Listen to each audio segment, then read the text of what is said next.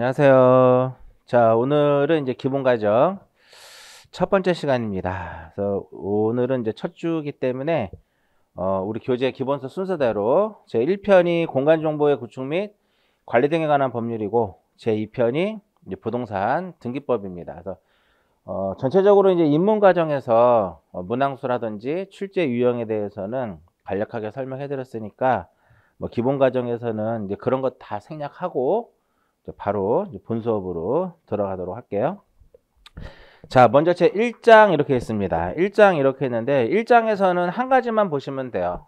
교재에 뭐 이런저런 내용들이 많이 수록이 되어 있는데 다 보지 마시고 어차피 시험에 나오지 않으니까 1장에서는 교재 어디를 펴보시냐면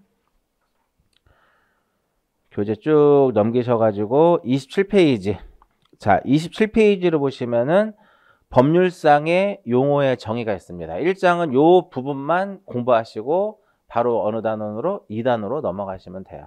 왜냐하면 앞부분 우리가 공간정보의 구축 및 관리 등에 관한 법률에서는 법조문에서만 시험에 나옵니다. 그래서 앞에 기본 이념이라든지 그 다음에 뭐 기타 뭐 지적의 3요소라든지 뭐 이런 것들이 쭉 나와 있는데 이런 부분들은 실질적으로 시험에 이제 출제되지 않습니다. 그래서 보실 필요가 없고요. 자, 21페이지를 잠깐 이제 펴보시면 법률의 목적이라는 게 있죠. 그 부분 잠깐 체크하고 넘어갑니다. 우리가 공간정보의 구축 및 관리 등에 관한 법률을 공부하는데 이 목적을 모르고서는 이제 공부가 안 되겠죠. 그래서 제 1조가 이제 항상 법에서 가장 제 1조는 바로 무엇이다? 목적입니다. 목적에 보시면 이 법은 즉 공간정보의 구축 및 관리 등에 관한 법률은 뭐 측량의 기준 및 절차와 지적 공부, 부동산 종합 공부의 작성 및 관리 등에 관한 사항을 규정함으로써 그 다음에 이제 두 가지의 목적을 가지고 있어요. 국토를 효율적으로 관리하고 국민의 소유권 보호에 기여함을 목적으로 하고 있다. 거기까지만 딱 보시면 돼요. 나머지 안 보셔도 크게 문제되지 않고요. 그냥 넘어가는 이유는 어느 정도 공부가 되면 자연스럽게 앞에 있는 내용들도 여러분들이 이해가 돼요. 근데 중요한 건 시험에 안 나온다라는 겁니다. 시험에. 자, 제 2절부터 갑니다. 법률상의 용어. 자, 교재에도 나와 있듯이 제 1장 총론 부분에서는 제1장 총론 부분에 대해서는 시험에 뭐만 나와요? 용어만 시험에 나옵니다. 요즘 들어서도 이제 용어 자체가 출제 빈도가 좀 떨어지기는 합니다. 떨어지기는 하는데 이 용어 부분을 공부를 해야 되는 이유는 앞으로 우리가 이 공간정보의 구축 및 관리 등에 관한 법률에서 공부를 해야 될 내용, 어떠한 내용들을 공부를 해야 되는지 이 부분을 한눈에 보여주는 것이 바로 무엇이다? 용어의 정의입니다. 아시겠죠? 자, 지금부터 용어부터 한 번씩 쭉 보는데 입문 과정에서도 이 용어에 대한 걸 자세하게 설명해 드렸어요. 기본 과정에서도 역시 마찬가지로 용어도 한번 정리를 하고 갈게요. 자, 용어 이렇게 보시면은 공간정보의 구축 및 관리 등에 관한 법률에서는 가장 기본적인 것이 어떤 내용이 나오냐면은 국토교통부 장관. 이 국토교통부 장관이라는 말이 많이 나옵니다. 국장. 그 국토교통부 장관이 자, 국토교통부 장관은 모든 토지에 대해서 모든 토지를 무엇과 무엇을 하냐면은 조사 또는 측량을 해요. 모든 토지에 대해서 조사 또는 무엇을 하냐면 측량을 해서 이것을 어디에다가 조사 또는 측량을 해서 이것을 지적 공부에다가 무엇한다? 지적 공부에다가 등록한다. 이렇게 나. 2장에 우리가 제2장의 첫머리 부분에 이 부분이 나올 겁니다. 용어에서 지적의 3요소는 시험에 나오진 않는데요. 이게 지적의 3요소예요. 토지, 공부, 등록. 이것을 우리가 지적의 무엇이란다? 3요소라고 하는데 왜 시험에 안 나오느냐? 이 지적의 3요소는 협의의 3요소가 있고 광의의 3요소가 있는데 여러 학자들이 주장하는 것들이에요. 법에 지적의 3요소가 토지 등록 공부라고 써 있지 않단 말이죠. 학자들이 얘기하기를 우리가 지적의 3요소의 큰 협의의 3요소에는 토지, 공부, 등록을 3요소다라고 얘기를 하는 겁니다. 자, 그러면 여기서 지적 공부라고 이제 첫 번째 용어가 나오죠. 자, 지적 공부는 우리가 몇 장에서 공부를 할 거냐면은 제3장에서 공부를 하게 됩니다. 지적 공부는 제3장에서 이제 공부를 하는데, 사람이 태어나면 호적에 올리는 것처럼 토지가 어떻게 새롭게 조성이 되거나 토지를 이제 등록을 하기 위해서는 어디에다 등록을 하냐면 지적 공부라는 곳에다가 등록을 하게 됩니다. 그러니까 지적 공부라고 하면 여러분들이 생소할 수 있지만 토지대장, 임야대장, 지적도, 임야도 이런 것들은 생소하지는 않죠. 한 번씩 우리가 일상생활 하면서 한 번씩은 들어본 그런 내용들인데, 자, 여기서 지적 공부는 크게 몇 가지로 볼 수 있냐면은 크게 이제 두 가지로 볼 수 있습니다. 첫 번째는 이제 종이로 되어 있는 지적 공부가 있고, 이것을 어떻게 한 거? 요 지적 공부를 전산 처리한 거. 전산 처리한 것이 바로 뭐냐면은 이 정보 처리, 전산 처리를 해가지고 정보 처리 시스템. 이 정보 처리 시스템에다가 무엇 하는 거예요? 기록하고 저장하는 것도, 이것도 우리는 무엇이라 한다? 이것을 지적 공부다라고 얘기를 해요. 그러면 이러한 지적 공부, 앞으로 우리가 이제 수업 시간에 요 지적 공부는 크게 몇 가지로 우리가 이제 볼 거냐면은 세 개로 나눠서 볼 거예요. 세 개로 나눠서 보는데, 첫 번째 이제 무엇이 있다? 첫 번째 대장이라는 것이 있고요. 그 다음에 두 번째로는 무엇이냐면은 도면이라는 것이 있고, 그 다음에 세 번째로는 요게 있죠. 이 경계점, 좌표, 등록부. 경계점, 좌표, 등록부라는 것이 있다 이겁니다. 그 다음에 도면에는 다시 두 개가 있어요. 지적도라는 것이 있고, 그 다음에 무엇이냐면 임야도라는 것이 있고, 그 다음에 대장에는 크게 네 가지가 있습니다. 네 가지가 있는데, 첫 번째 무엇이냐면 토지대장하고 무엇? 토지대장하고 임야대장. 그 다음에 또 하나 무엇이냐면 공유지 연명부. 이 공유지 연명부라고 하는 것은 어떤 한 필지를 2명 이상이 공유하고 있을 때 작성하는 지적 공부를 무엇이라 한다? 공유지 연명부다라고 얘기를 해요. 그 다음에 대지권 등록부, 이러한 것들을 대장이다라고 얘기를 해요. 앞으로 수업 시간에 제가 대장이라는 말이 표현이 되면 토지대장, 임야대장, 공유지연명부, 대지권등록부라는 것으로 이제 생각하시면 되겠고요. 도면이다. 그럼 뭐다? 지적도, 임야도 이렇게 보시면 돼요. 이 중에서 시험에 나오진 않지만 최초의 지적 공부는 토지대장이에요. 토지대장하고 지적도가 최초의 지적 공부고, 그 다음에 나온 것이 임야대장하고 임야도예요. 즉, 이 토지대장에는 경계가 나타나 있지 않거든요. 토지대장에는 경계가 나타나 있지 않기 때문에 이 경계를 보여주는 것이 바로 무엇이다? 지적도예요. 임야대장에도 마찬가지로 경계가 등록되지 않아요. 이따 경계에 대해 설명하겠지만, 그래서 임야대장에 등록된 필지에 경계를 나타내주는 것이 바로 무엇이다? 임야도가 되더라 이겁니다. 자, 이러한 것들이 바로 무엇이냐면 우리는 지적 공부다라고 얘기를 해요. 그러면 바로 밑에 어떤 내용이 나와 있냐면은 연속 지적도라는 것이 있죠. 연속 지적도라는 것 정의가 있고, 그 다음에 또 무엇이냐면은 부동산 종합공부가 있는데, 특히나 이제 그 부동산 종합공부의 경우에는 거의 지적공부하고 유사한 성격을 가지고 있지만, 등록사항 같은 경우가 좀 더 이렇게 좀 넓은 많은 부분은 이제 말 그대로 부동산 종합 공부거든요. 그래서 부동산 관련된 공부들이 굉장히 다양해요. 이러한 것들을 하나로 우리가 관리하기 위해서 만들어진 것이 부동산 종합 공부인데, 자, 이러한 연속 지적도와 부동산 종합 공부는 일단은 뭐가 아니라는 거예요? 지적 공부가 아니다 이겁니다. 연속 지적도라는 것은 뭐냐면 과거의 도면은 이렇게 낱장의 도면이었어요. 낱장의 도면인데 이것을 도면을 서로 이렇게 어떻게 접합해서 만든 도면을 이렇게 접합해서 만든 이러한 도면을 우리는 무엇이라 한다? 연속 지적도라고 하는데 이렇게 이러한 연속 지적도가 만들어질 수 있는 그 이유 중에 하나가 바로 뭐냐면 우리나라가 1996년도부터 지적도라든지 임야도를 전산화를 하기 시작을 했어요. 그래서 전산화가 이루어졌기 때문에 그 전산은 이제 벡터 파일로 이제 딱 가지고 있으면서 그것을 서로 이제 연결하면서 만든 게 바로 무엇이냐면 연속 지적도예요. 그래서 연속 지적도에 우리가 정의에 뭐라고 써 있냐면은 연속 지적도를 만들기 위해서 별도로 측량을 통해서 만든 것이 아니라 그래서 첫 번째 뭐가 나와요? 이 말이 나오잖아요.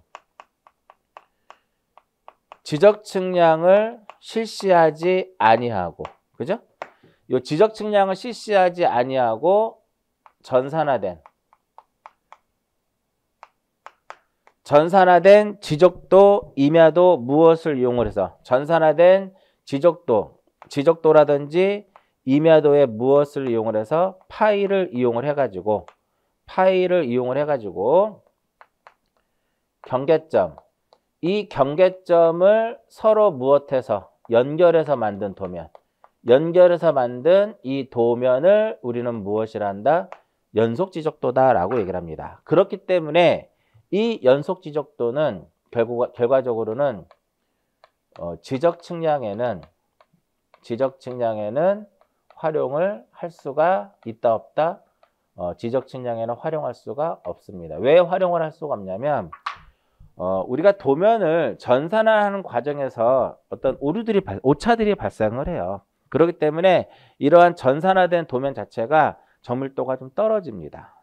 우리 지적이라고 하는 것은 소유권과 밀접한 관련이 있잖아요. 그죠? 그렇기 때문에 측량을 하더라도 정확한 어떠한 값을 얻을 수 없기 때문에 연속 지적도는 우리가 이제 보여주는 도면이에요. 그러니까 우리가 공인중개사 뒤에 사무실에 보면 편집 지적도가 있잖아요. 역시 그런 의미다라고 생각하시면 돼요.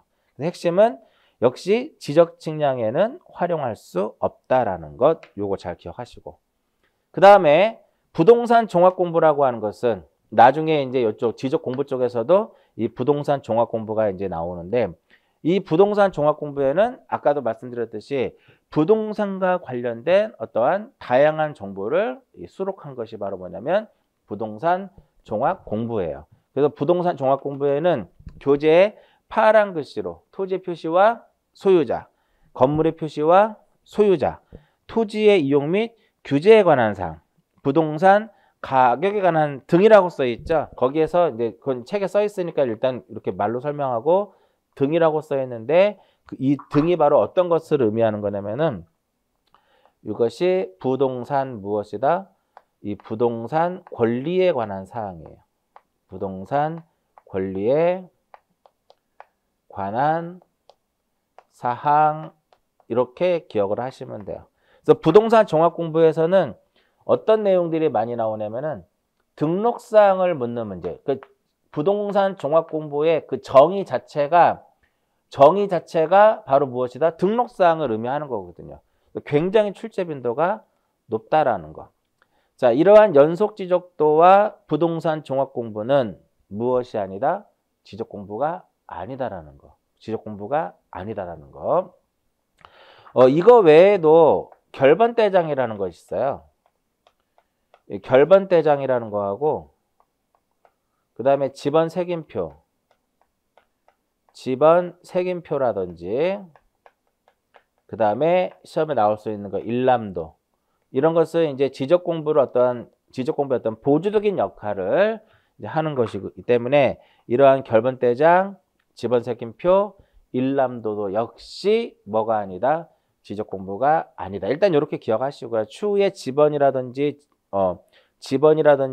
그다음에 지적 공부 일람도 쪽에서 한번 제가 간략하게 다시 한번 설명을 해드리도록 할게요. 일단 여기서 지적 공부란 무엇이냐 이 부분에 대해서 그다음에 연속 지적도의 정의와 부동산 종합 공부의 정의를 좀 기억을 좀 하시면 되겠고요. 자, 그 다음에 지적소관청이라는 말이 등장을 하는데, 우리 이제 지적을 공부하다 보면은 지적을 공부하다 보면 세 사람이 나옵니다. 세 사람이 나와요. 첫 번째 국토교통부 장관이 나오고, 두 번째로는 누가 나오냐면은 두 번째로는 시도지사가 등장을 하고, 그 다음에 세 번째로는 누가 등장을 하냐면 지적소관청이 등장을 하게 되죠.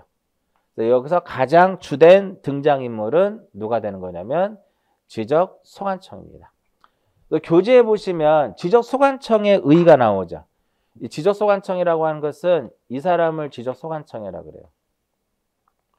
지적소관청은 지적공부를 무엇하는, 지적공부를 관리하는 시장, 군수, 구청장, 시장, 군수, 구청장을 무엇이라 한다? 지적소관청이다라고 얘기를 해요. 여기서 중요한 것은 시장에서는 무엇 시장은 제외한다라는 지문 체크해서 보시고요. 그 다음에 구청장에서는 무슨 구청장을 무엇한다? 포함한다라고 써 있을 거예요. 그래서 여기서 일단은 이 소관청은요, 국가기관의 장으로서의 핵심은 이 국가기관의 장으로서, 국가기관의 장으로서의 시장, 군수, 구청장을 얘기합니다. 그래서 간혹가다 시험에 지자체의 장이다 이렇게 나오면 틀려요. 지자체의 장으로서 시장, 군수, 구청장을 의미한다? 그럼 틀립니다. 왜 그러면 시장, 군수, 구청장은 국가기관의 장으로서의 시장, 군수, 구청장으로 보냐면은 이 지적이라고 하는 사물은 지적 사무 자체가 전국적으로 어떤 통일성, 획일성이 있어야 되기 때문에 어떠한 지자체별로 하면 안 된다라는 거예요. 그 지적은 국가 사무다 이렇게 되는 거예요. 또 국가기관의 장으로서의 시장, 군수, 구청장을 의미하는데 여기서 제외될 시장은 뭐냐면은 우리가 그 구를 보게 되면 자치구가 아닌 구가 있거든요. 이 자치구가 아닌 구를 두는 시의 시장은 무엇한다? 제외하더라 이겁니다. 그래서 우리가 이 자치구가 아닌 구를 두는 시가 어디냐? 우리 여러분들 오른쪽 페이지 밑에 보시면은 동그라미 1번에 보시면은 뭐 수원시장, 성남시장, 고양시장, 안양시장.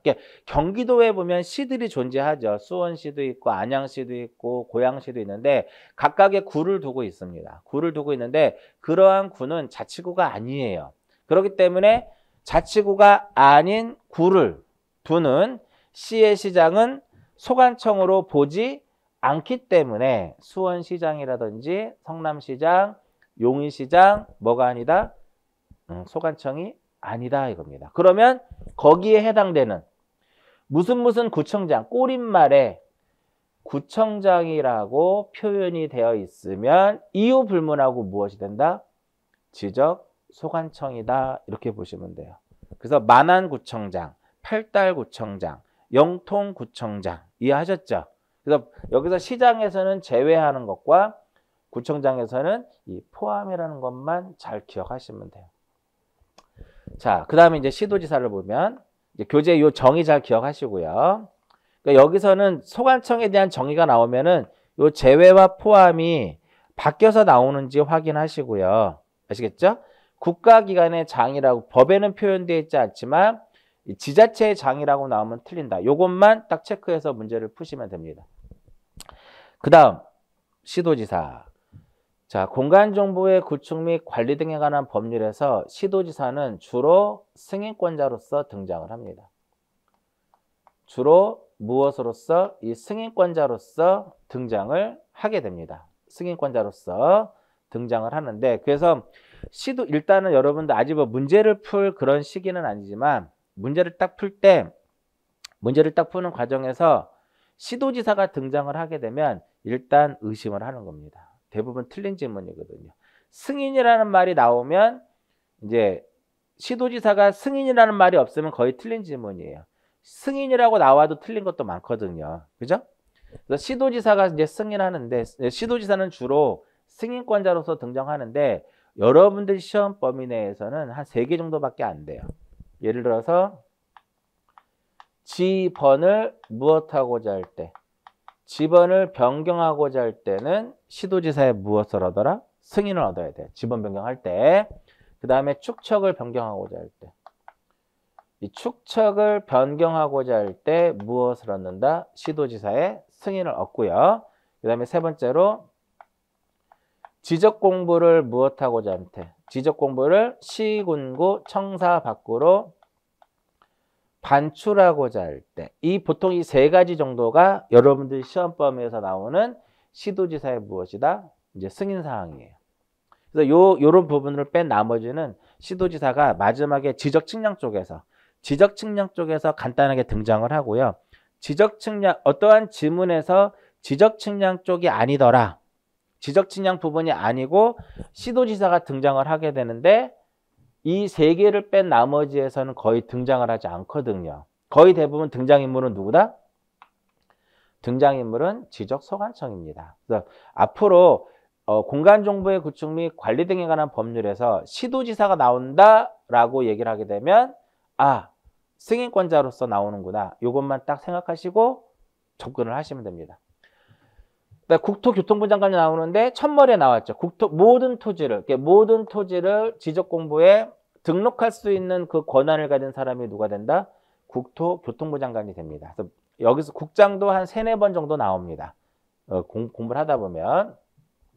소관청에 대한 정의를 설명을 해드렸고요. 다음 페이지로 보시면 필지가 나오는데, 자, 여기서 이제 토지라고 하는 게 나오죠. 토지. 이 토지라고 하는 것은 뭐냐면은, 토지란 국가의 통치권이 미치는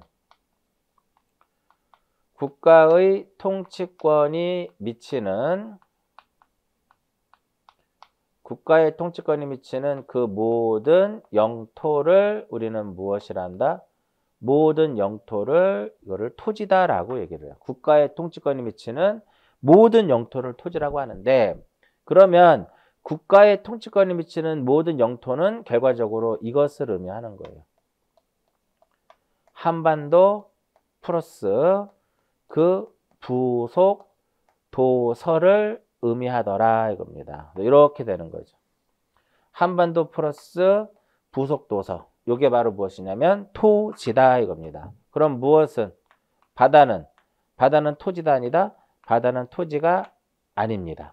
그래서 토지가 바로 무엇이 되면, 토지가 어떠한 지형의 변화 등으로 인해서 바다로 됐을 경우에는 등록의 대상이 되지 못하기 때문에 이러한 경우에는 등록을 무엇을 해야 되냐면, 무엇을 해야 된다? 말소를 해야 된다 이겁니다. 자, 그러면 나중에 뒤에 나오는 내용이지만 어디까지를 그럼 바다로 볼 것이냐 이거예요. 어디까지를 우리는 바다로 볼 것이냐, 어디까지를 바다로 보냐면 여기까지를 바다로 보자 이겁니다. 여기까지를. 그러면 여기까지가 어디냐? 여기다는 여기. 요게 해수면이 가장 높게 올라왔을 때 이것을 우리는 무엇이라 그래요? 이것을 최대 만조위 이렇게 표현합니다. 최대 만조위. 그러니까 얘는 등록이 되고 얘는 등록이 안 돼요. 요즘에는 이제 기후 변화하고 상당히 민감하잖아요. 남극에 북극에 어떠한 얼음이 녹아서 해수면이 상승을 한다. 이렇게 해수면이 이렇게 상승을 하게 되면, 해수면이 상승을 하게 되면은 이 부분은 바다가 된 거니까 이 부분은 등록을 무엇해야 돼요? 말소를 해야 되는 거죠. 그러면 이러한 국가의 통치권이 미치는 모든 영토를 토지다라고 얘기를 하는데, 이 토지를 이제 등록을 해야 되기 위해서 토지를 등록을 하는데, 이 토지의 등록 단위를 우리는 토지의 등록 단위를 무엇이라고 해요? 토지의 등록 단위를 필지다라고 얘기를 합니다. 여러분들 교재에 필지의 정의가 나옵니다. 필지란 대통령령이 정하는 바에 따라, 대통령령을 기억하셔야 돼요. 대통령령에 의해서 구획되는, 만약 이것이 국토교통부령이다 그럼 틀려요.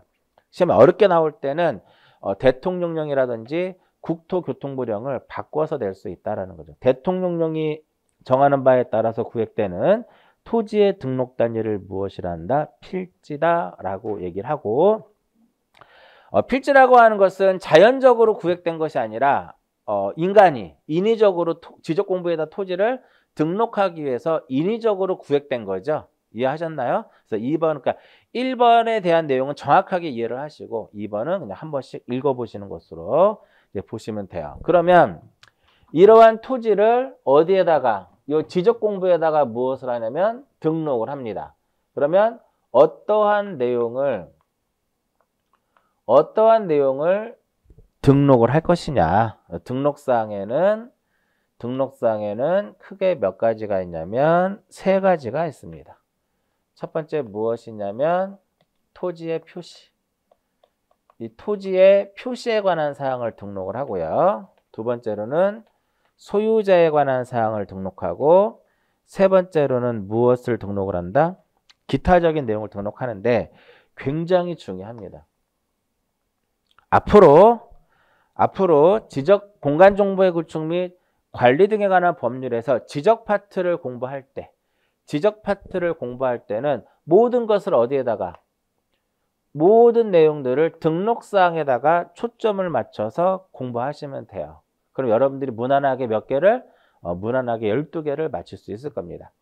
지적에서 12개를 맞추면 절대 2차에서 떨어지지 않습니다. 근데 지적에서 뭐 7, 8개 맞는다? 그러면 실패할 확률이 조금 있어요. 자, 여기서 먼저 요거부터 볼게요. 기타적인 내용이라고 하는 것은 대표적으로 어떤 것을 의미하는 거냐면은, 기타적인 내용은 개별 공시지가, 학개론에서 공부하죠. 공시지가. 그 다음에 토지의 등급, 이런 것들을 의미하는 것이고, 소유자에 관한 사항이라고 하는 것은 소유자의 무엇? 소유자의 성명이라든지 주소라든지 주민등록번호를 의미하고요. 이 소유자가 얼마든지 바뀔 수 있죠.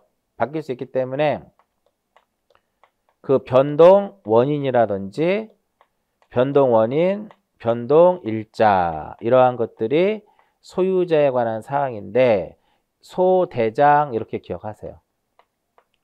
소대장. 소유자는 어디에 등록이 된다? 대장에만 등록이 됩니다. 여기서 말하는 대장은 무엇이다? 토지대장, 임야대장, 공유제명부, 대중등록부를 우리는 무엇이란다? 대장이다라고 얘기를 해요. 그러면 이렇게 도면이라든지 경계점 좌표등록부에는 소유자가 등록되지 않습니다. 일단은 소대장 이렇게 딱 기억하시면 돼요. 자, 토지 표시에는 총 몇 가지가 있냐면은, 토지 표시에는 총 6개가 있습니다. 보통 이 토지의 표시 부분에서 최소한도로 한 4문제 정도 나옵니다. 12문제 중에 최소한 몇 문제? 4문항 정도가 나오는데, 이 토지의 표시와 관련된 것은 제2장, 우리가 제2장의 토지의 등록편, 토지의 등록이라고 하는 이 부분에서 정리를 하게 돼요. 그럼 여기서 우리가 말하는 토지 표시는 6개가 있는데, 이 토지 표시가 도대체 뭐냐 이거죠. 이 토지 표시는 이런 것들을 의미하는 거. 소재, 그 다음에 지번, 지목, 면적, 경계, 좌표, 이렇게 6개를 우리는 무엇이라고 한다? 토지의 표시다라고 얘기합니다. 자, 우리 공인중개사가 이제 짧게는 한 6개월 정도를 공부를 하고, 길게는 보통 1년 정도를 공부합니다. 6개월 만에 1, 2차를 붙는 사람들은 그렇게 많지 않아요. 그리고 이제 머리가 뭐 좋거나 아니면 관련된 부분을 전공을 했거나 그러면 뭐 6개월 만에 붙을 수 있는데, 대부분의 우리가 이 공인중개사를 공부하는 과정이 보통 1년 과정이죠. 그러다 보니까 이제 여러분들이 공부를 하는 방법은 다 틀려요. 개개인의 어떠한 성격도 틀리듯이 공부 방법도 다 틀립니다. 제가 여기서 이제 말씀드리고 싶은 건 뭐냐면, 수업 시간에 이렇게 들으면서 저절로 외워지는 것들이 있어요. 왜? 어차피 수업에서 우리가 반복적으로 다뤄드리기 때문에, 그럼으로써 외워질 수 있는 것들은 수업에서 듣는 것으로서 그냥 끝내란 말이에요. 근데 수업을 듣는데 잘 외워지지 않는다. 그런 경우는 별도로 여러분들이 더 학습을 좀 하셔야 된다는 거죠. 이렇게 토지 표시 6개는 1년 365일 매일 얘기합니다.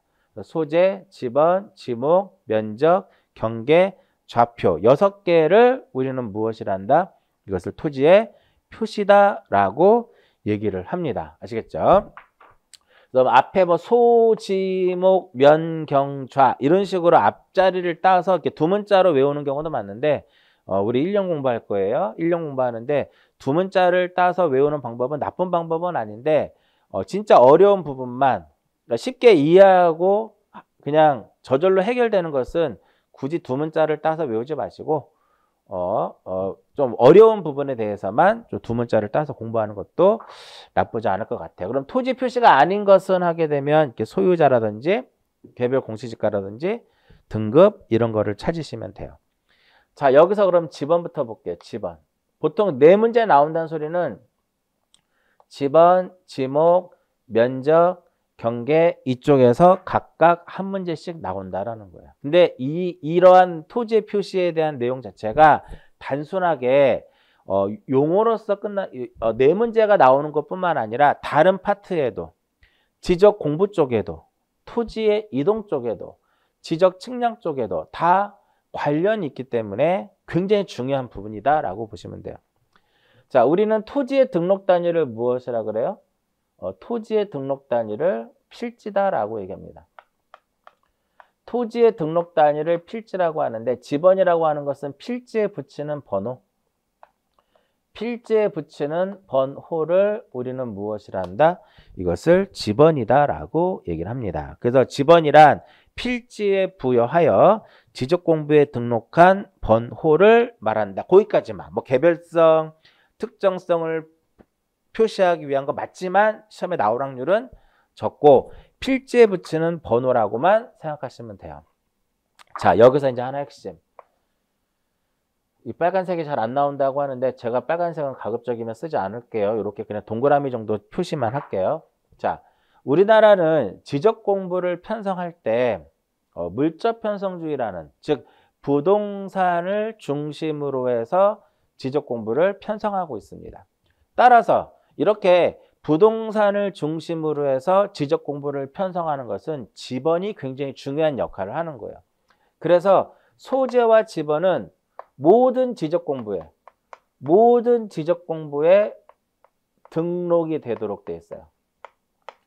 만약에 여러분들 토지대장을 가지고 있는데 지번이 누락되어 있어요. 어차피 우리가 지적 공부는 필지마다 하나씩 있는 거거든요. 물적 편성주의라고 하는 것은 1필지 1대장이에요.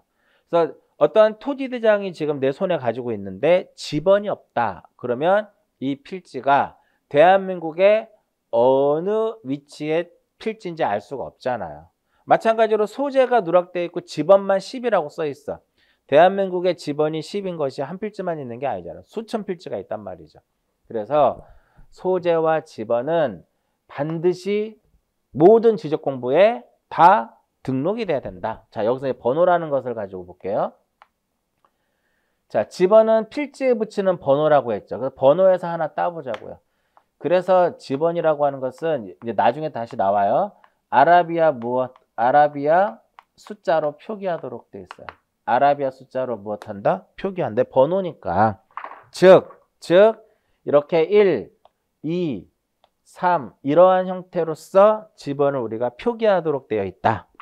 두 번째, 만약에 이 필지 자체가 여기에 등록되어 있다면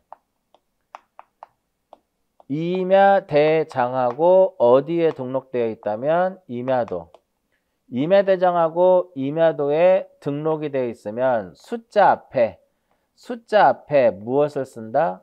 산자를 씁니다. 만약에 어떤 토지가 임야대장하고 임야도에 등록되어 있다면 숫자 앞에 무엇을 쓴다? 산자를 쓰더라 이겁니다. 시험에 뭐라고 많이 나와요? 임자를 쓴다 그러면 틀린 거죠. 그리고 하나 더, 세 번째, 지번은 본번과 부번으로 구성을 하게 됩니다. 본번과 부번으로 구성을 하고 앞에 게 본번이면 뒤에 게 부번이에요. 앞에 게 본번이고 뒤에 게 부번이면 본번과 부번을 자연스럽게 이어줘야 되겠죠. 어떻게 이어준다? 이렇게 이어줍니다. 이렇게 이어주고 이것을 읽을 때는 무엇으로 읽는다? 을아 읽는다 이겁니다. 1-1이 아니라 1에 1 이렇게 됩니다. 이해하셨죠? 자, 지번은 이제 설명해 드렸고요. 그러면 지번을 부여하는데 우리가 지번을 무엇을 해야 돼? 부여해야 되겠죠. 지번, 부여, 지역이라는 말이 나와요. 바로 밑에. 지번, 부여, 지역은 말 그대로 지번을 부여하는 단위가 되는 거죠. 리동. 리동 또는 무엇이다? 이에 준하는 지역을 무엇이라고 하냐면은 지번, 부여, 지역 이렇게 얘기합니다. 지번, 부여, 지역에서 핵심은 뭐냐면 법정동이다라는 거. 법정동이라는 것이고 행정동이라고 하면 틀립니다. 행정동 이렇게 하면 얘는 틀리더라. 법정동이다 이렇게 보시면 돼요. 자, 그러면 이게 무슨 의미냐? 이것은 어떤 것을 얘기하는 거냐면은 이와 같이 화곡동이라고 하는 지번부여적이 있는데 화곡동이 굉장히 넓단 말이죠.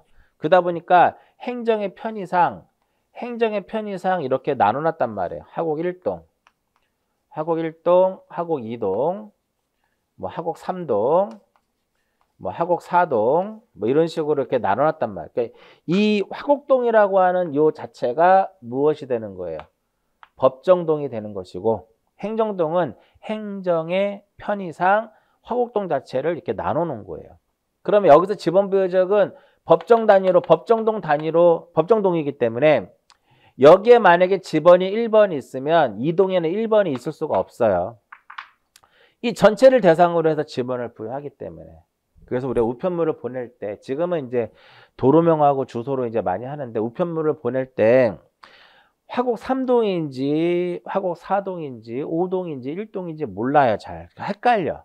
근데 지번은 명확하더라. 그러면 우편물이 그 지번 찾아가기 때문에 갑니다. 왜? 화곡동이라고 하는데 만약 10번이다. 그 10번이라고 하는 지번은 화곡동에 오로지 몇 개만 존재해요? 단 하나만 존재하기 때문에 그래요.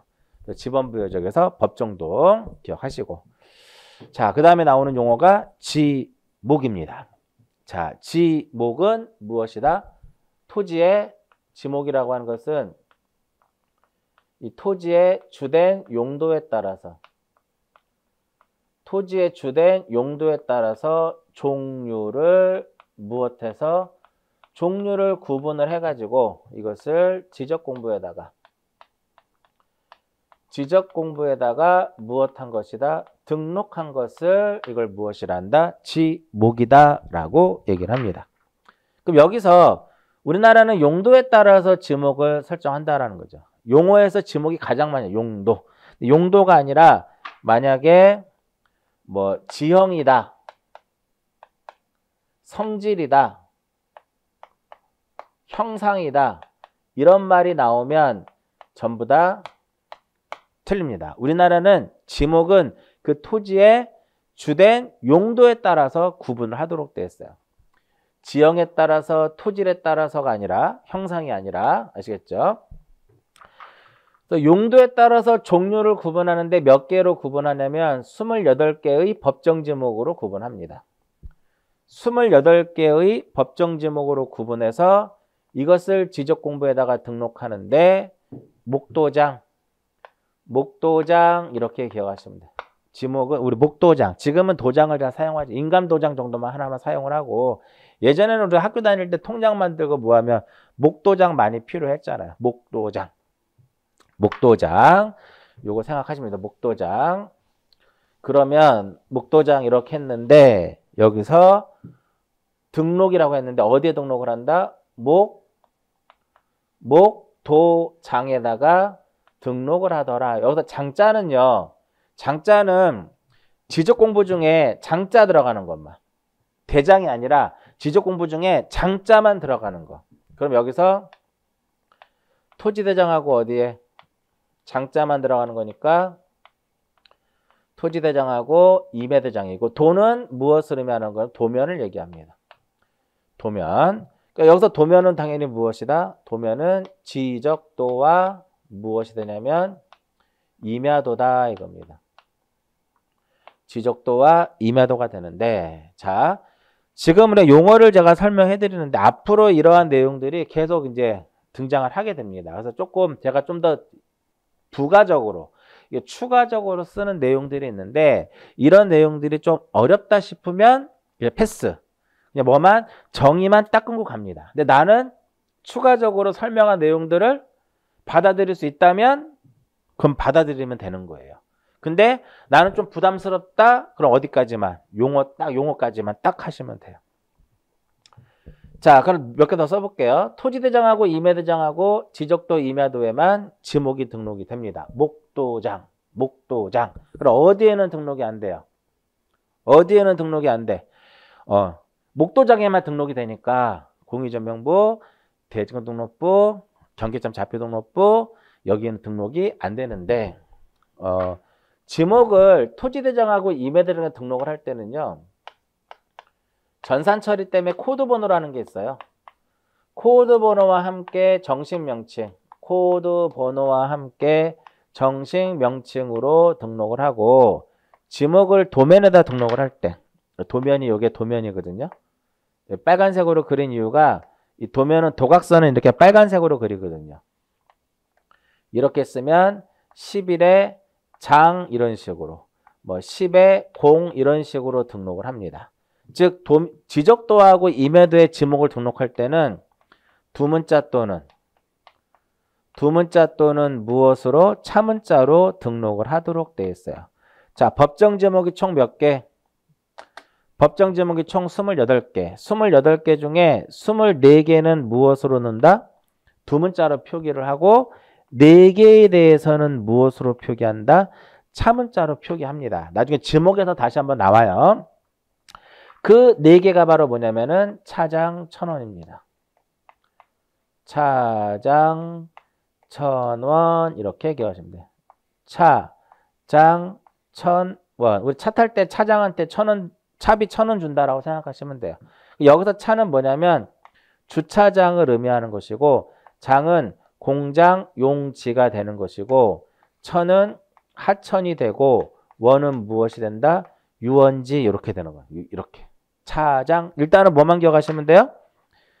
지목을 도면에 표기할 때는 두문자 또는 차문자로 표기하더라.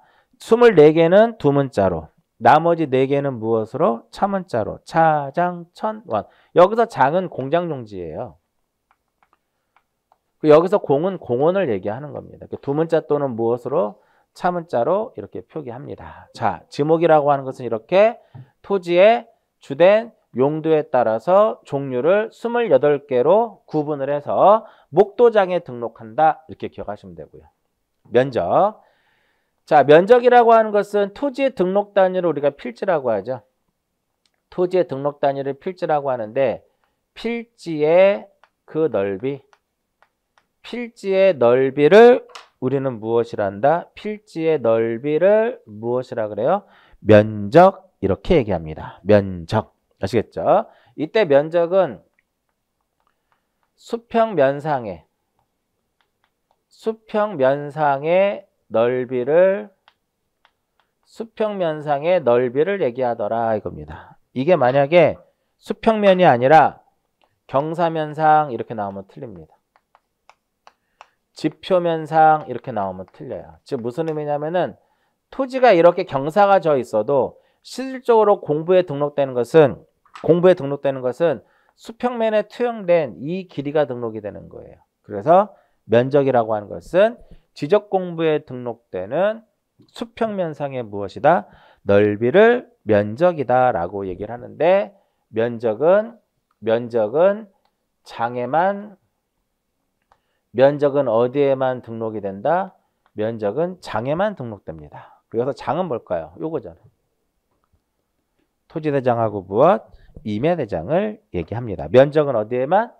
면적은 장에만. 여기서 장은 무엇이다? 토지대장하고 임야대장을 의미합니다. 자, 넘어가고요. 경계. 경계라고 하는 것은 경계점 간을 경계점 간을 어떻게 직선으로 연결해서 가지고 지적 공부에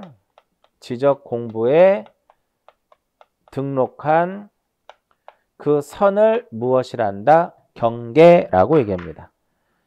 요게 경계예요, 경계. 요게 경계점이고 이게 경계점인데 이것을 어떻게 직선으로 연결한 겁니다. 여기서 핵심은 직선이라는 개념이죠. 직선이 뭐라고 나오면 곡선으로 나오면 당연히 틀린 거고요. 곡선일 경우에는 소유권의 분쟁이 심해지겠죠. 그죠? 그래서 이것을 지적 공부에 등록한 선을 의미하는데 우리가 말하는 우리 공간 정보의 구축 및 관리 등에 관한 법률에서 경계는 도상 경계예요. 도면에 등록된 선이다. 도상 경계이기 때문에 민법상의 경계는 지상 경계거든요. 그러나 공간 정보의 구축 및 관리 등에 관한 법률에서의 경계의 개념은 도상 경계이기 때문에 경계는 어디에만 등록이 된다? 경계는 도면에만 등록을 하게 됩니다. 여기서 말하는 도면은 무엇이다? 지적도하고 무엇? 임야도를 의미하게 되는 거죠. 자, 그럼 여기서 여기서 말하는 지적 공부는 바로 뭐가 되는 거예요? 도면이 되는 거예요. 여기서 도면이라는 하는 것은 지적도와 그 다음에 무엇을 의미하는 것이다? 지적도와 임야도를 의미하는 것이다. 이렇게 보시면 돼요. 이해하셨죠? 자, 그 다음 여기서 이제 경계점이라는 정의가 나오는데 이 경계점이라고 하는 것은 도대체 뭐냐? 바로 오른쪽 페이지에 바로 나오죠? 경계점이라고 하는 것은 필지를 구획하는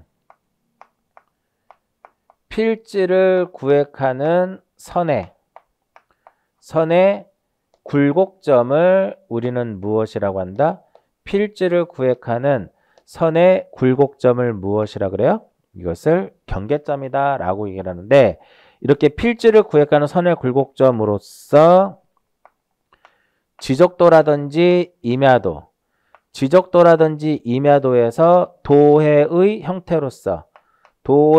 형태로서 나타내거나 그럼 도회적으로 나타낸다라고 하는 것은 그림으로 표시된다라는 거죠. 이렇게 표시가 된다라는 거, 이렇게.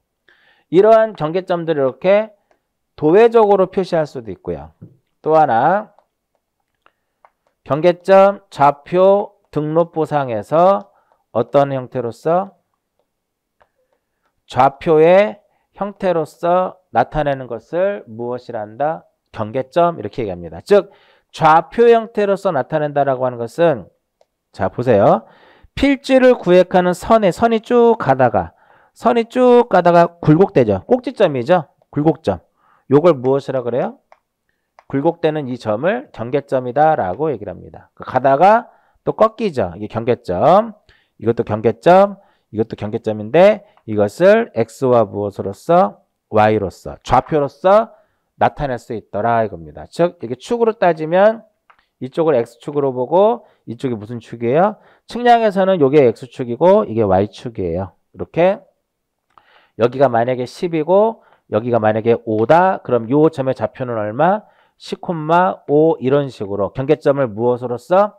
좌표로서 나타낼 수 있다라는 거죠. 경계점에 대한 정의도 이 경계점에 대한 정의도 굉장히 중요합니다. 자, 여기서 경계와 경계점은 같지 않습니다. 조심하셔야 돼요. 경계는 선이고요. 경계점은 점이에요. 당연히 틀립니다. 경계점하고 경계점을 직선으로 연결한 것이 바로 무엇이다? 경계 이렇게 표시되는 거죠. 자, 그 다음에 좌표에 대한 정의는 없어요. 옛날에는 지적법이라는 것이 있었을 때는 좌표에 대한 정의를 내려놨습니다. 뭐 기준점이라든지 경계점을 우리가 좌표로서 표현할 수 있기 때문에 그러나 지금의 우리가 현재의 법은 공간정보의 구축 및 관리 등에 관한 법률이기 때문에 2차원적인 개념이 아니라 4차원적인 개념이기 때문에 좌표의 정의는 내리지 않습니다. 다만 좌표는 어디에만 등록이 된다? 경계점을 아까 뭐로 등록할 수 있다고 그랬어요? 경계점을 좌표로 등록할 수 있다고 그랬죠. 그래서 좌표는 어디에만? 경계점 좌표 등록부에만 등록이 된다. 이 정도만 여러분들이 기억을 하시면 될 것 같아요. 이렇게만 기억을 하시면 될 것 같아. 자, 좀 전에 얘기했듯이 이 토지의 표시에서 몇 문항이 나온다? 전체 4문항이 출자가 됩니다. 4문항이 출자가 돼요. 그러면 지적은 이렇게 등록상에는 토지의 표시가 있고 소유자가 있고 기타적인 내용이 있는데 지적에서 가장 핵심은 바로 이겁니다. 이 토지의 표시를 무엇하는 거야? 이 토지의 표시를 공시하기 위해서 도입된 것이 바로 무엇이다? 지적법입니다. 지금은 이제 지적법이 아니라 공간정보의 구축 및 관리 등에 관한 법률이다라고 얘기를 하죠. 그러면 이러한 토지의 표시사항을 어떻게 하고 새로이 정하거나 이것을 무엇을 하고 변경을 하고 이것이 무엇 되는 것? 말소되는 것. 토지의 표시사항을 새로이 정하거나 이것을 변경하고 이것을 말소하는 것. 이걸 무엇이라 그래요? 우리는 토지의 이동이다라고 얘기를 합니다. 그래서 토지의 이동과 관련된 것은 몇 장에서? 제4장에서 정리가 될 겁니다. 그러면 이렇게 토지의 표시사항인 소재, 지번, 지목, 면적, 경계, 좌표 이 6개를 새롭게 정하고 이를 변경하고 말소하는 것만을 무엇이라 한다? 토지의 표시다라고 얘기를 해요. 소유자가 바뀔 수도 있고 기타적인 내용이 바뀔 수 있지만 이러한 것들은 무엇이 아니다? 토지의 이동으로 보지 않습니다.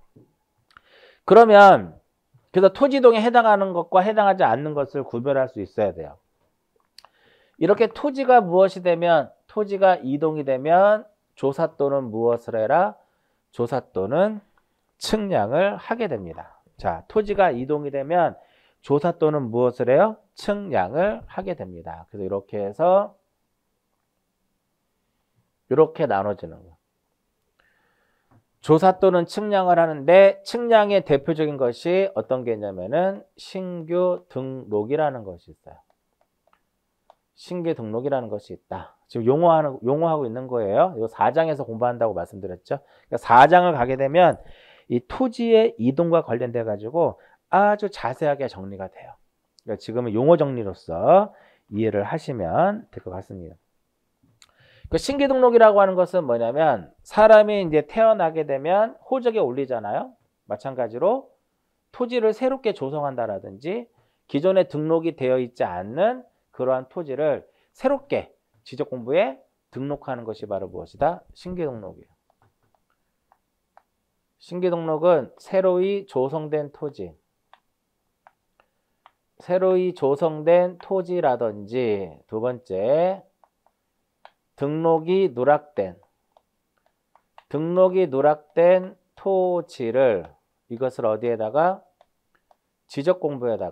지적공부에다가 등록하는 것을 우리는 무엇이라 한다? 신규 등록이다라고 얘기를 합니다. 그러면 새로이 조성된 토지라고 하는 것은 어딜까요? 이렇게 새롭게 조성된 토지다라고 얘기를 하게 되면 이런 것들이에요. 공유수면을 매립한 경우. 공유수면을 매립을 했다라든지 방조제를 건설했다라든지 여러분들 방조제 같은 거 많이 가보잖아요. 시와 방조제, 서산의 아산 방조제, 그죠?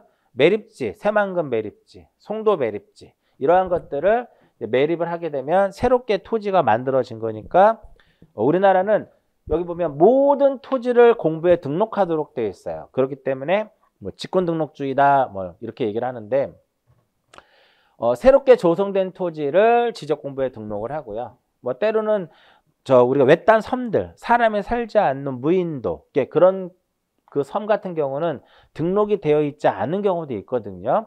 이것을 지적공부에 등록하는 것을 무엇이라 한다?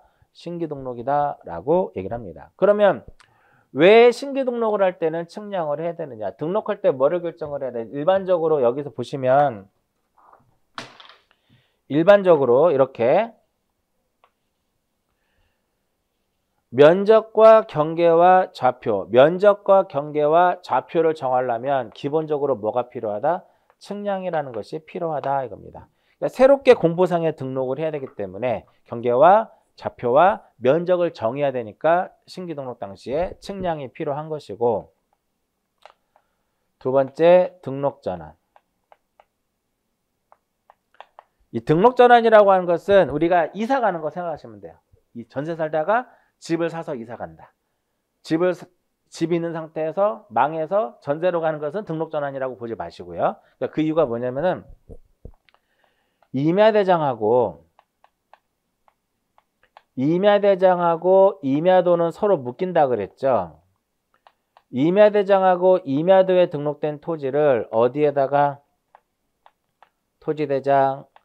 토지대장하고 어디에 지적도로 옮겨 등록하는 것을 무엇이라 한다? 이것을 등록전환이다 라고 얘기합니다. 우리나라는 시험에 이제 안 나와요. 1910년도에 일본이 우리나라를 이제 식민지화하면서 통치하면서 토지조사 사업이라는 것을 하게 되죠. 그랬을 때 이제 토지조사 사업을 하면서 그때 조사된 토지는 전부 다 어디에다가 토지대장하고 지적도에 등록을 하게 됩니다. 그러면서 이 사업이 1910년도부터 거의 18년도까지 해서 모든 사업이 마무리가 돼요. 어느 정도. 이때 당시 누락된 토지도 있었겠죠. 어떠한 토지들이 누락이 되냐면 경제적으로 가치가 없는 토지들은 누락을 시킵니다. 그래서 1918년도에 조선 임야 조사령이라고 하는 그 법이 공포가 되면서 토지조사 사업 당시에 누락된 토지를 조사해가지고 등록을 하게 되죠. 어디에다가? 임야대장, 임야도에다가 등록을 하게 됩니다. 얘는 거의 대부분 산 그런 부분이거든요. 그러다 보니까는 정밀도가 상당히 떨어져요. 그리고 임야도에는 주로 축척이 6,000분의 1을 주로 많이 사용을 합니다.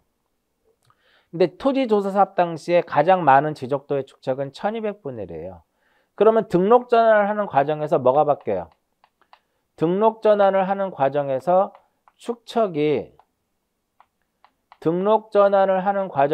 축척이 변경이 된단 말이에요. 그러니까 머릿속에 기억하시면 돼. 축척을 바꿀 때는 반드시 무엇을 해라? 측량을 해야 됩니다. 등록 전환의 정의. 역사적인 배경에서 나오는 정의예요. 이 부분이. 그 다음 분할. 분할이라고 하는 것은 한 필지를 두 필지 이상으로 나누어 등록하는 것을 무엇이라 한다? 분할. 그러면 여기에 면적도 측정을 해야 되겠죠? 경계가 새롭게 결정이 되는 거죠? 당연히 무엇을 해야 된다? 측량을 해야 된다라는 거. 그 다음에 축척 변경. 해마다 한 문항씩, 해마다 토지동 쪽에서 한 문제씩 등장하는 부분이 어디다? 요 축척 변경이 한 문항씩 시험에 나옵니다. 이 축척 변경을 하는 이유는 뭐냐면 정밀도를 높이기 위해서 하는 겁니다. 그럼 정밀도를 축척 변경을 하는 이유는 정밀도를 높이기 위해서 하는 겁니다. 그러면 정밀도를 높이려면 결과적으로 작은 축척에서 큰 축척으로 갈 수밖에 없는 거죠. 즉 예를 들어서 1200에서 얼마로 간다? 600으로 간다. 이런 개념이에요. 이해하셨나요? 큰 것에서 작은 것으로 가면 안 되고요. 그런데 중요한 것은 이 축척 변경은 지적도 시행지역에서만 이루어지는 겁니다. 어디에서만? 요 지적도에서만 이루어지는 겁니다. 지적도에서만. 그러니까 지적도에 등록되어 있는 무엇에 대해서? 경계점. 지적도에 등록되어 있는 경계점의 정밀도를 높이기 위해서 작은 축척에서 무엇으로 바꾼다? 큰 축척으로 바꾸어 등록하는 것을 무엇이라고 그래요? 축척 변경이다 라고 얘기를 합니다.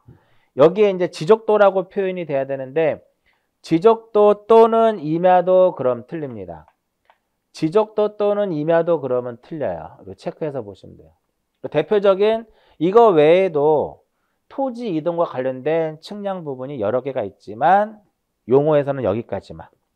그 다음에 이제 조사를 하는 경우에는 대표적으로 이제 어떤 것들이냐면 합병이라는 것이 있죠. 이 합병이라고 하는 것은 이걸 합병이라고 하죠. 두 필지 이상의 토지를 합쳐서 몇 필지로 한 필지로 하는 것을 우리는 무엇이라 한다? 합병. 그럼 왜 합병을 할 때는 측량할 필요가 없느냐? 합병을 하게 되면 합병으로 인해서 불필요한 경계들을 무엇하면 돼요? 불필요한 경계라든지 좌표를 말소하면 돼요. 그렇기 때문에 별도의 측량은 할 필요가 없다. 이렇게 되는 거고요. 그 다음에 지목 변경. 자, 지목 변경이라고 하는 것은 말 그대로 무엇이다? 지적 공부에 등록된 지목을 다른 지목으로 바꾸어 등록하는 것을 지목 변경이다라고 얘기를 합니다. 말 그대로 지목 바꾸는 거예요. 그러니까 지목이라고 하는 것은 앞쪽에서 말씀드렸듯이 토지의 주된 용도죠. 용도가 바뀌는 거기 때문에요. 가서 눈으로 확인하면 돼요. 용도가 바뀌는 거기 때문에 경계가 움직이지 않습니다. 그렇기 때문에 별도의 측량을 할 필요가 없다라는 거죠. 됐죠? 그래서 이렇게 토지 이동이라고 하는 이 단원을 우리가 4장에서 자세하게 다루도록 합니다.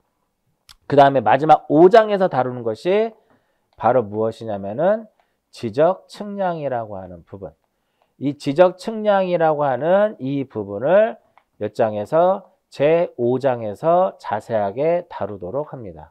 그럼 여기서 말하는 우리가 지적 측량이라고 하는 것은 뭐냐?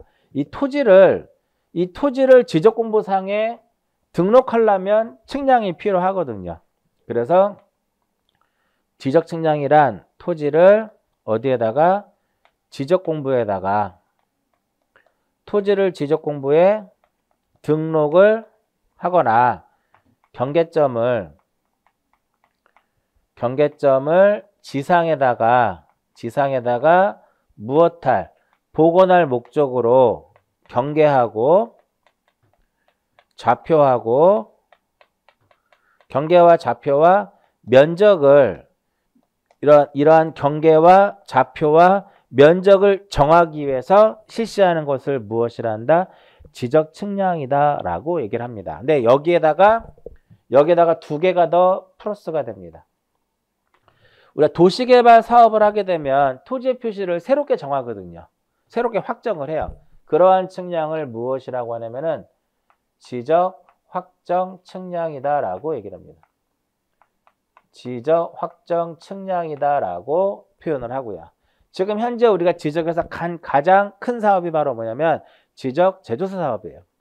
그래서 지적 제조사 사업을 하게 되면 역시 측량이라는 것을 필요로 합니다.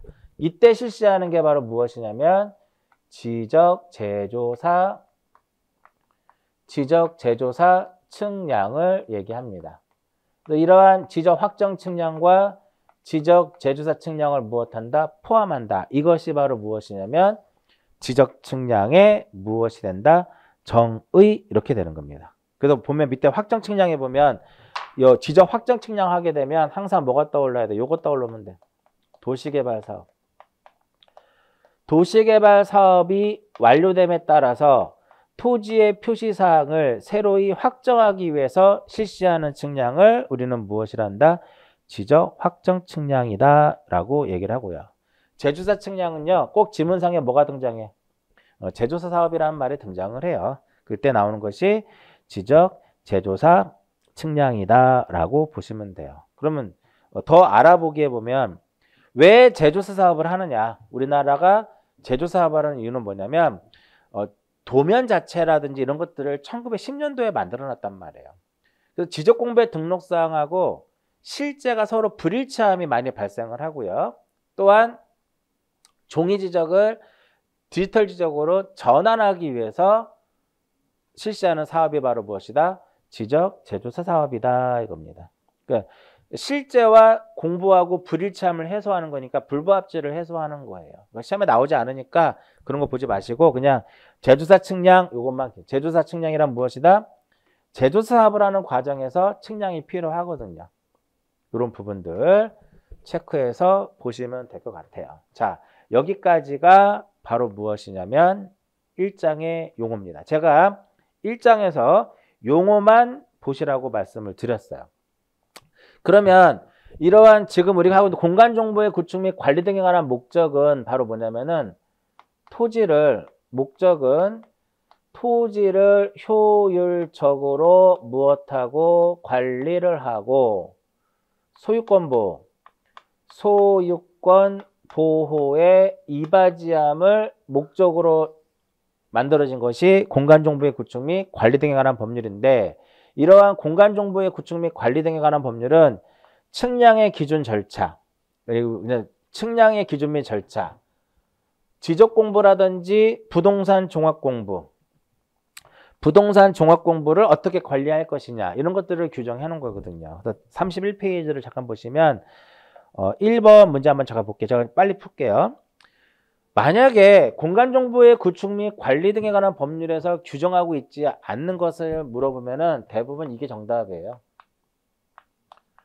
국토개발, 국토계획, 국토계획, 이러한 것들이 정답이 되니까 그거를 찾으시면 돼요. 눈에 보이죠? 4번입니다. 여러분 나중에 풀어보시고, 그 다음 페이지를 보시면 2번 문제 잠깐 볼게요. 자, 2번 보시면 어떤 내용이 나와 있냐면은 요거 나오죠? 국장은 모든 토지를 조사 측량해서 지적공부에 등록한다, 이겁니다. 이해하셨나요? 그 국장은 모든 토지, 여기까지만 보더라도 정답은 몇 번이에요? 정답은 5번이다, 이겁니다. 다음 시간에 이 내용 다시 나올 거예요. 그 다음에 3번 보시면 틀린 것을 물어봤는데, 3번에 보시면 지목이란 무엇이라고, 지목이란 토지의 주된 용도라고 제가 말씀을 드렸어요. 형상, 지형, 성질 이런 거 나오면 다 틀립니다.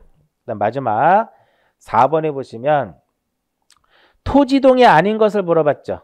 그죠?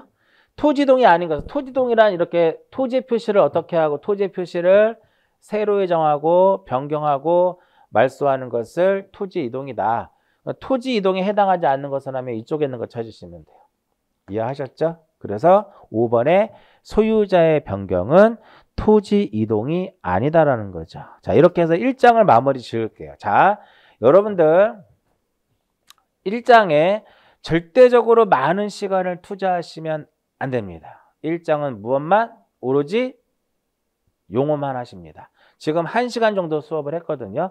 용어만 딱 합니다. 근데 이 용어 자체도 2장, 3장, 4장, 5장을 하면 자연스럽게 정리가 돼요. 그래서 어느 정도 공부가 되신 분들은 1장 패스.